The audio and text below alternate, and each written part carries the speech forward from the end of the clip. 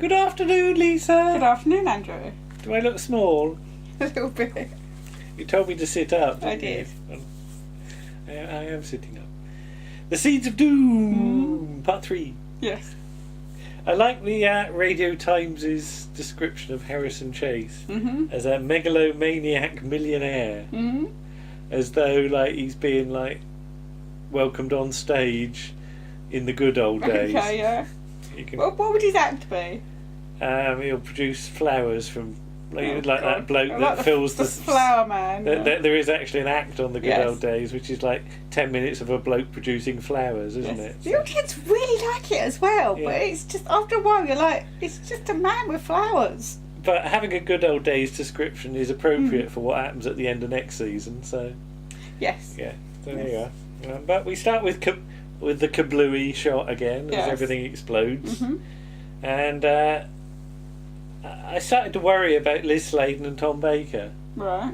Because they seem to have got polystyrene up their noses. Yes, Tom's definitely got polystyrene. Tom's got a dirty, great big bit Yeah. up. Liz has got a little sort of dusting of it, and I imagine somebody sprinkling it all over their face to get the shot. You know, but Tom, of course, is face down in it. Yes. So, you know, John Pertwee used to worry about shots up his nose, but they do a similar shot with Tom Baker here. But I like when we cut back to England, Scorby and Chase have got fairly colour coordinated jackets. Scorby and Chase. They've got fairly coordinated jackets. They're sort of dark grey. They sort of go together.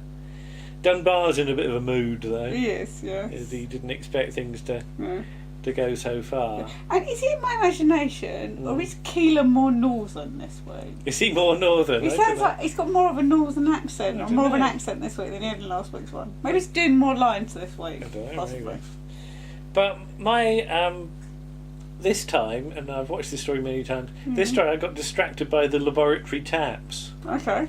Which are, to my mind, rather good taps as science goes on TV, because they're the grey ones with the grey tube that sort of bend over and have got a green knob on the end, and I've used taps like that quite a lot. Okay. So they're proper lab taps. So I give them 10 out of 10 points for that. 10 out of 10 for taps. Points for taps. Yeah.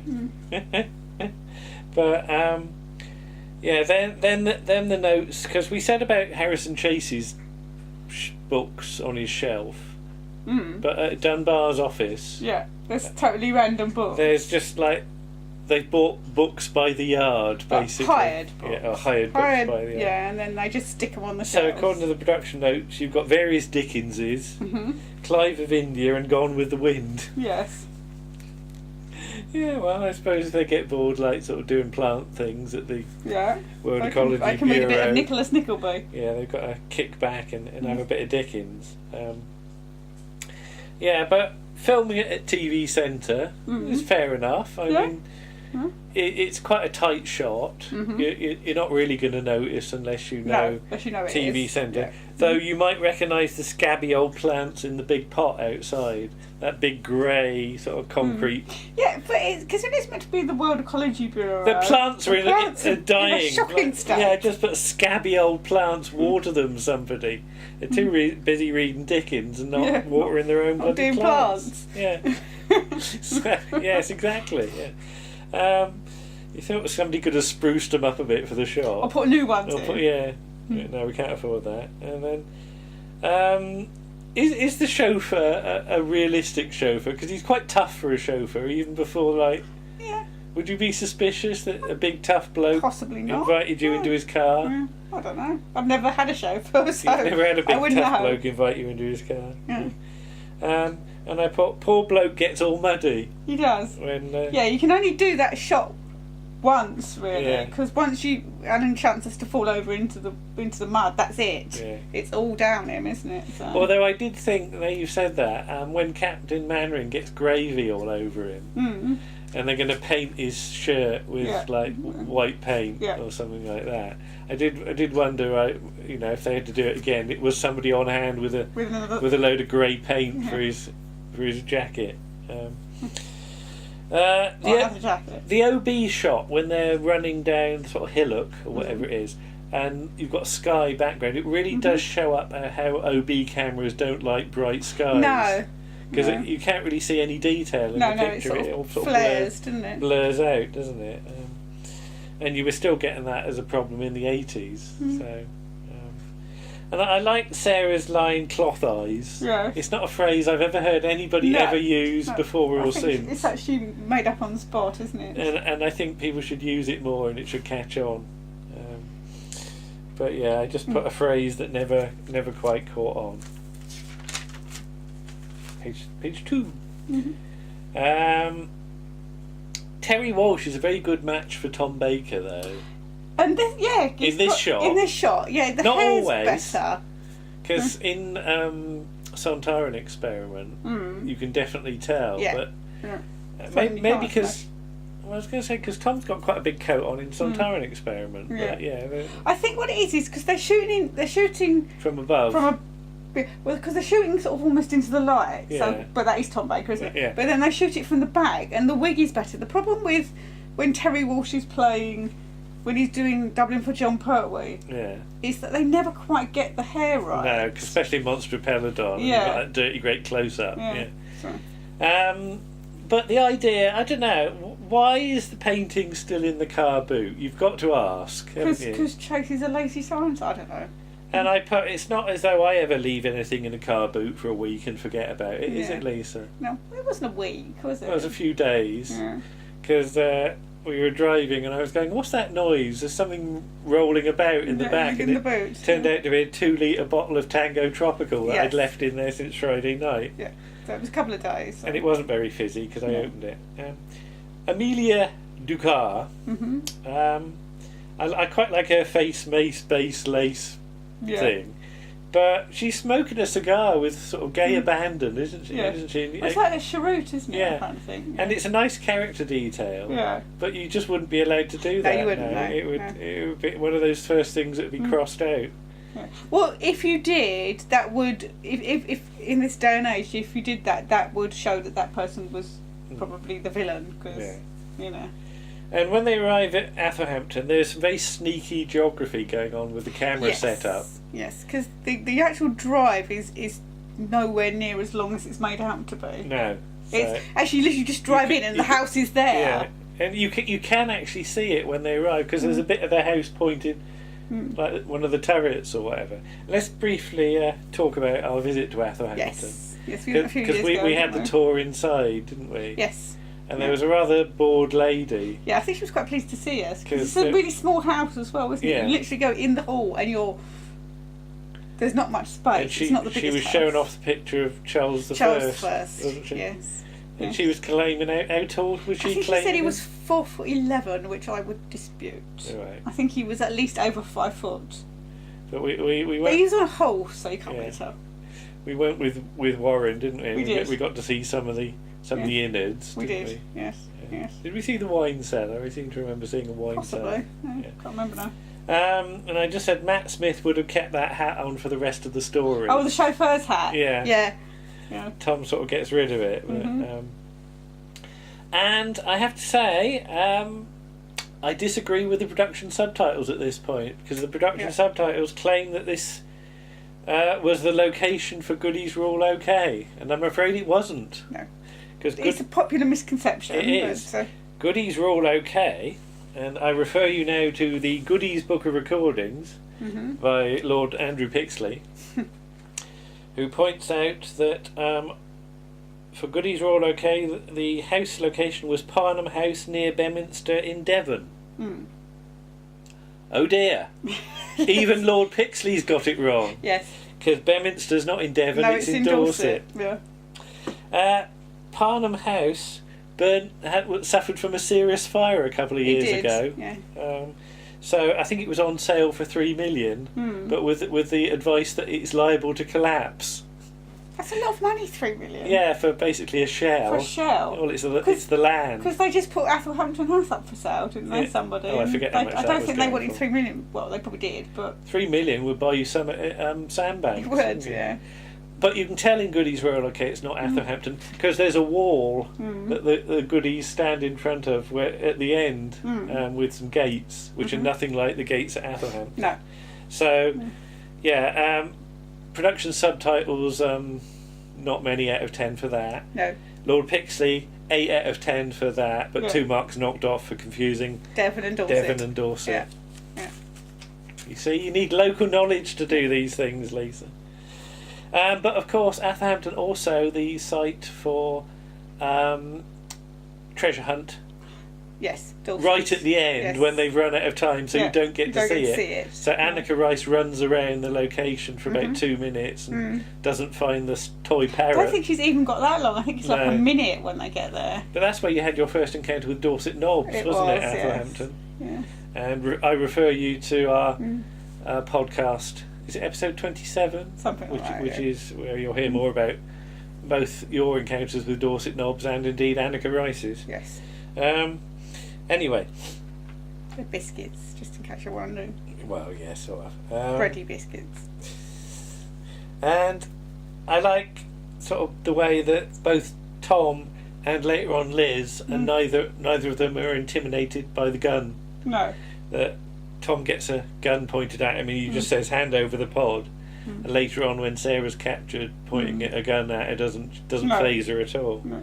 So I think both the Doctor and Sarah are both as strong as each other when it comes to that sort of thing. Because people say about sort of Sarah was a bit screamy, and I think I've never seen that. You look at this story, and Sarah's right up there. She's very strong in this story with the best of them. Yeah, because I know I've read a quote that Liz Sladen said that she didn't think she was ever as strong as she was in her first story, and I think she's stronger. She's mistaken because Tom allows her to be stronger than she's got John nothing Pertwee to prove. Did. No, I think in her first story, Sarah's almost trying too hard. Yeah. Whereas by this point, she's so settled that she doesn't need to put on a front. She already is strong. That's the thing. And she is. She's really strong. She does a lot of stuff. I mean, later episodes where she's fighting her corner. Yeah. Did you notice the horrible 70s wallpaper in the corridor when Hargreaves comes in? Really, no. He comes in with the tea or the coffee or whatever it is, and there's some of that horrible multicoloured, like swirly, circular, like flower patterns and things like that. I think that's like what we had in our kitchen once. The 70s synthesizer is brilliant. You can see Malcolm Clark twiddling all the knobs with a brilliant tash, can't you? And we do. Not only do we have the line, I could play all day in my green cathedral, which is one of those celebrated lines, but of course the fact that you've got Seymour Green in the cast as well, which is a brilliant name. And then Tom Baker twists off Scorby's head. Does he think he's Wurzel Gummidge and it's going to come off or something? I don't know. I just hope no kids tried that at home. Yeah. Because, I mean, it says on the production, the subtitles, this is a sound effect, but it looks blooming painful. Yeah. I mean, John Challis's obviously still around. His head stayed on. He's still there, so. Yeah. And I like the bit when they're running away, Sarah shuts the gate behind her. That's really but she runs past it, then goes back to shut it. Yeah, go shut the gate. And I just put tidy. Yeah. And the whole thing about having a 2p piece as well. Yes. That dates it, doesn't it? It does. In this day and age of mobile phones, where you could just find a corner of the garden and phone, you have to get over the wall to the phone box to phone. Because when we went to Athelhampton, we were actually doing a little live tweeting thing from the gardens. Do you remember? We were doing a little texting story. And I like the Queen Victoria statue. Yes. The way that nobody refers to it. No, they just run around it, don't they? But they just stand by it looking a bit gormless. And with hindsight, you don't have to think, is that the Master's TARDIS or something like that? Yeah. And of course, Trumpton has got a Queen Victoria statue as well in the town square. Were Victoria statues quite a thing at one point? I expect they were, especially because it's Queen Victoria in her later life. Yeah.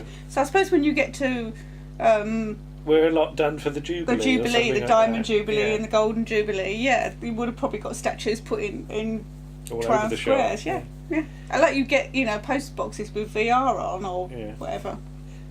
Just like the fact that Keeler's not keen. No. Well, you can imagine it. He's sort of... they didn't actually see the crinoid, did they? But he's seen the result of it. He's seen the dead body. Yeah. So, you know, he's the only sensible person amongst this. It's only with hindsight you realise how cleverly structured the first two parts are. Mm-hmm. That Corby and Skeeler? Corby and Skeeler. The well-known trouser press. Scorby and Keeler don't see the... No, I don't see the crinoid at all. Don't see the crinoid. No. So they just say earlier on about it took him over and he killed somebody. Yeah. That's all they think happened. Yeah, so... Well, then Keeler does say that the doctor said it was an alien. Yeah. So, yeah. And I just said, we've been in those trees. Yes. And Tom chucks his rope in the trees. Yeah. Because one of our sort of more seen photographs on our blog is us sort of leering out of the trees. Yes. I'm not sure we should have gone in those trees. It was probably a bit naughty to go in the trees. But... We didn't damage the trees. The trees were fine. Yeah. And Tarquin the dog. Tarquin the dog. That you don't see. You don't see because he bit his owner. A dog's called Tarquin. That one was. Yeah. Maybe it's a 70s thing. Well, if I said Tarquin, who would you think of? Somebody posh, wouldn't you? I'd think of the kid from George and Mildred. Oh, is that That's Tarquin? The younger one, yeah. There's Tristan and Tarquin. The baby's called Tarquin, I think. I've forgotten there was a baby. Yeah. All right. Well, there's a whole episode... Oh, God, we're going completely off. No, go on. There's a whole episode where the neighbour, the Sheila Fern's character, goes into labour and George has to take her to the hospital and he gets stopped by a policeman and then... who's played by Ian Collier, I think. Right. And then Jeffrey gets stopped by the same policeman. And he keeps having an ice cream and he keeps having to drop it because people keep zooming past him. It's a whole big joke. Right. But I'm pretty sure the baby's called Tarquin. Okay. And I put Sarah not fazed by the gun. Very good, tick. Yeah. What's all the rubbish that's in the attic that Tom Baker has to clamber through? Just a load of... It's all sort of stuff. Well, it's like everywhere. Where do you put your bits and pieces you don't want anymore? In the garage or in the... shed or in the Actually, our attic is very good because I've just never bothered to put anything up in there. That's because we can't really get to it very easily. No. We have to get a step ladder out. There seems to be is there sort of a doll's pram or something in there that Tom Bacon nearly goes arse over tit with? I just wondered whose pram it was. But perhaps it was Harrison Tracy's. Maybe it was. I can say the roof set is the only one that's slightly below par. I always think it doesn't quite look right with all the tiling, and you can see and you can definitely tell it's studio. Yeah, as well. But most of the sets in this story are very good, but this one's I think maybe the one that's not quite there. But then of course the whole thing about clamping Sarah's arm is very sadistic, isn't it? And, we're back to things like Genesis of the Daleks, where she's held over the Thal rocket by the guard, isn't it? People being very, very sadistic. But, although Sarah's doesn't like it, she doesn't collapse in a heap. No. So she's still putting up a struggle, isn't she? She is, yes. And of course you've got the close up of the pod. Yes, just starting to open. Do that again. That's very good, isn't That's what it does. It's sort of the camera zooms in on and it's sort of doing that. You could almost dub a Lord Charles voice over it or something. Let me out of the pod! Let me out of the pod! Would you like a big bottle of bone beer and some brown bread and butter or a shandy? Shandy. Okay, this has got a bit odd now. Got a bit odd. Yeah. But there you are. There's part 3. Yeah. And if we're being honest, this is probably the filler episode, isn't it? Yes. There's a lot of running around. Yeah. There's no monster. No. And the only threat is the last... The monsters are the humans. Are the humans, yeah. And the only alien thing you see is the pod at the end. But frankly, I could stand another couple of episodes in this vein. Yeah. Because of the location, because of the cast, and because Douglas Camfield just still makes it... He makes it brilliant. Really work. I could have quite happily gone on and watched the next episode. Yeah. It's actually quite hard to be so self-disciplined and say, no, we've got to wait till next week to watch the next episode. We could have got all of the episodes all at one time. But, I mean, there are some stories for which, this episode would not come off as well, I think. But everything seems to work, even if plot wise, we are a marking time a bit. Treading water a bit, yeah. But and then it's all going to start ramping up again, next time. So, but it's interesting, as sort of Nick has pointed out, that this is very much a 2-parter plus a 4-parter. Yes. So if you lopped off the first 2 episodes, you could actually start fresh from the first scene after the Antarctic, and you'd still have a story that made sense. Yeah. So I think structurally that's quite clever. Yeah, it's pretty good. Yeah. Pretty good. There you go, there's part 3. We'll be back for part 4. Yes, and at some point probably in the next week, we will be doing our bonus associated episode. Do you want to say what it is then? Yes, we're going to have a look at John Chalice's series that he stars in, The Green Grass. Yeah. And I can't remember what the episode's called. Oh well. I think it's called Country Wife. And we might well be plugging John's book as well. We might, yes. You hear that, John? Free plugs. Yeah. Okay. Okay. Bye-bye. Bye.